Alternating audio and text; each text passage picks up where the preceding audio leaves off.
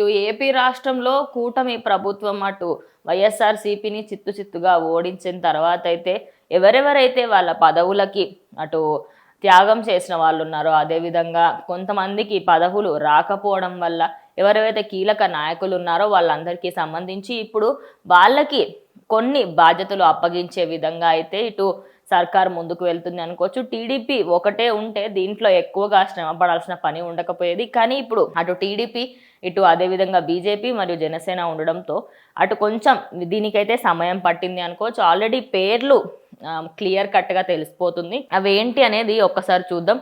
TTD చైర్మన్గా BR Naidu, అదేవిధంగా APIIC చైర్మన్గా బొడ్డు వెంకటరమణ చౌదరి, ఏపీఎస్ఆర్టీసీ చైర్మన్గా Devineni Uma Maheswara Rao, AP tourism Nadendla Brahmana Chowdary, food commissioner Komatireddy Pattabhiram, అదేవిధంగా షాప్ చైర్మన్ పోలం రెడ్డి దినేష్ రెడ్డి, మహిళా commissioner Reddy Vani, APCD development కి సంబంధించి Nilayapalem Vijay Kumar, AP maritime board కి సంబంధించి Gampa Krishna, AP warehousing corporation కి సంబంధించి Somu Veerraju, APSRTC regional board chairman కి సంబంధించి Sheikh Riaz, AP forest development కి సంబంధించి Bobbari Vengala Rao, AP greening beautification కి సంబంధించి Bandreddi Ramakrishna, AP police housing development కి సంబంధించి నిమ్మల కృష్ణప్ప, ఏపీ మిట్ కార్పొరేషన్ కి సంబంధించి Animini Ravi Naidu, SC commissioner chairman కి సంబంధించి పీతాల సుజాత, ఎస్సీ కమిషనర్ చైర్మన్ కి సంబంధించి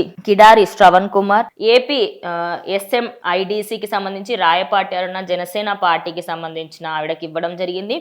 తూడా చైర్మన్ కి సంబంధించి దివాకర్ రెడ్డికి, నెట్స్ క్యాప్ చైర్మన్ గా ఉక్కు ప్రవీణ్ కుమార్ కి, AP film development corporation chairman గా కొనిదెల నాగబాబుకైతే ఇవ్వడం జరిగింది. ఇది ముందు నుంచే వినిపిస్తున్న మాట.